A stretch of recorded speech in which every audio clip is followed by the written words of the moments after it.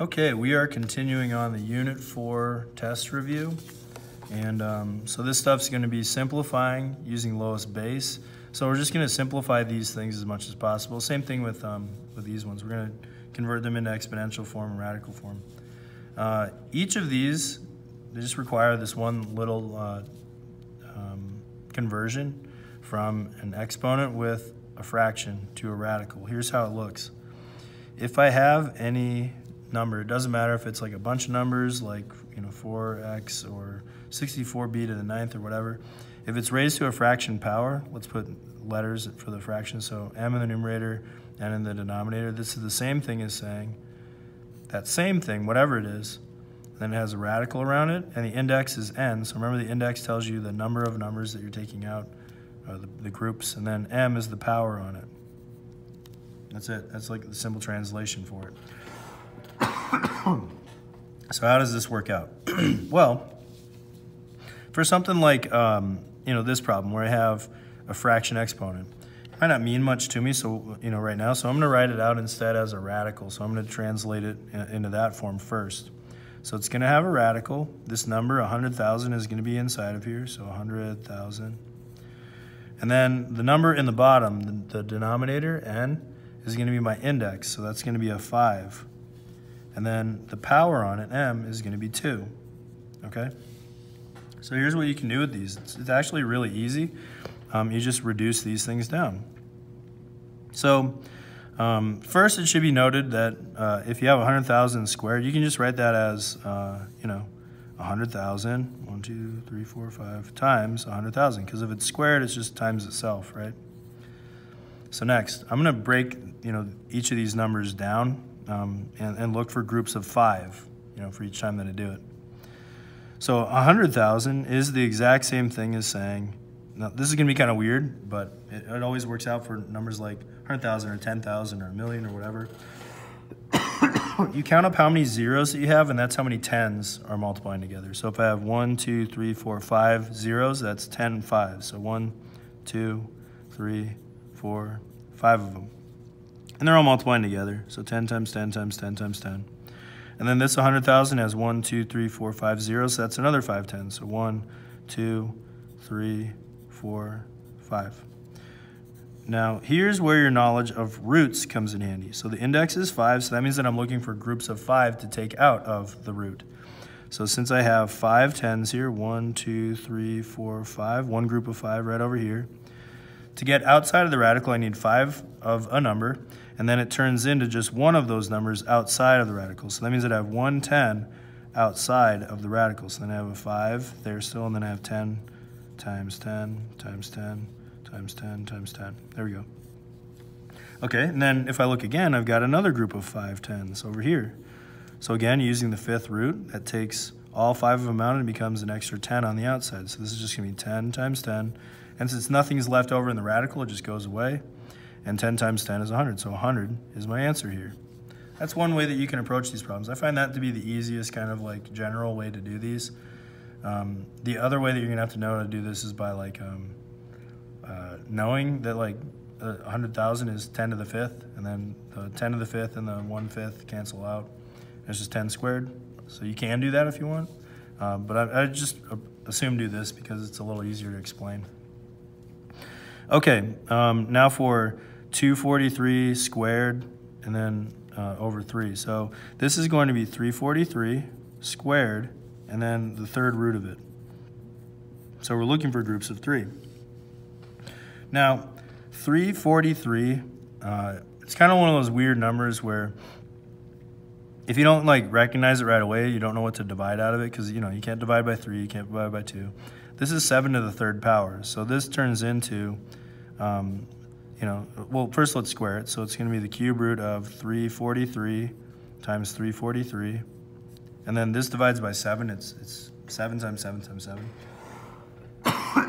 So this turns into the cube root of 343 is 7 times 7 times 7. And then 343 is 7 times 7 times 7.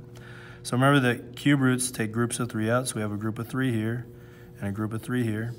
So that means that we get one 7 on the outside. And we get a second 7 on the outside.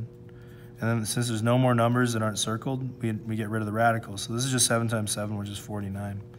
So 49 would be our answer here. All right, moving on to number 11.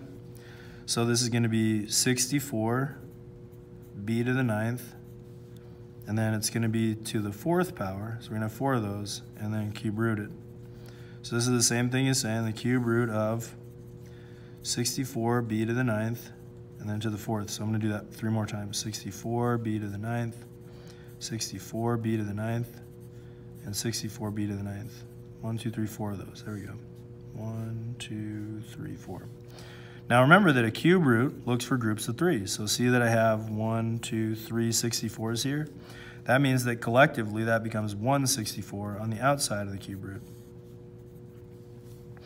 And then also I have 1, 2, 3 b to the 9ths. So that means that we have a b to the 9th on the outside, because that group of 3 turns into 1 outside of the root. What do I have left over? Well, I have a 64 and a b to the 9th power. All right, so now we just need to reduce this a little bit more, and we'll get the rest of our answer.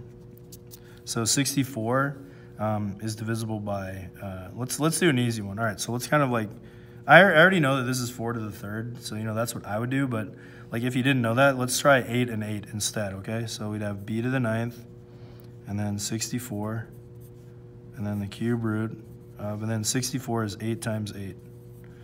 And then b to the 9th, let's just write up all of our b's. So 9 of them. 1, 2, 3, 4, 5, 6, 7, 8, 9. 9 b's. So a cube root takes groups of 3. So I have 3 b's here, so I get another b outside.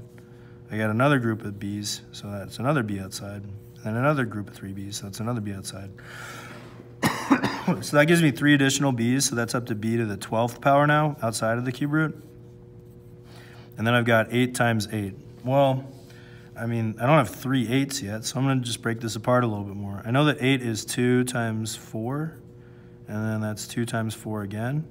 Then I know 4 is 2 times 2, so this is really 2 times 2 times 2 for 8, and then 2 times 2 times 2 for another 8. So I take a group of 3 here, a group of 3 here, and I move both of those out front, so I have a 2, and let me erase this so I have a little bit more space. So I have a 2 out front, another 2 out front, and then that 64 from before, and then also that b to the 12th power that we have. And then since, both of these 8s are taken, turned into 2s, this basically just kind of goes away. This does, and so does this. So there's nothing left over in the cube root. So you're just, good to go from there. Now let's just multiply these numbers out, and we're good to go. 2 times 2 is 4. 4 times 64 is 256. So it's 256 b to the 12th for your final answer there. This isn't one that you can check with your calculator. It's just kind of, you need to know your times tables, basically. I don't envision any numbers being this big on the exam, but, I've been pleasantly surprised a couple of times. Okay, so let me do my work for this one over here. I have 4x squared, and then I have a 2, and then the only thing that's attached to this 7/4 power is just the x, so I'm going to rewrite that as a radical. Excuse me. All right, so that becomes the 4th root of x to the 7th power. Then I'm going to multiply some of this stuff out. So 4 times 2 is 8, so 8, and then x squared. And then I've got the 4th root of x to the 7th. So I'm going to write out 7x's, 1, 2, 3, 4, 5, 6, 7. And then with the 4th root, I need to take out groups of 4. So I have 1, 2, 3, 4 x's here. So that becomes 1x on the outside. So that'd be 8x squared times x. And then the 4th root of x times x times x. All right, so first I'm going to multiply this x times this x squared, and I get 8x to the 3rd.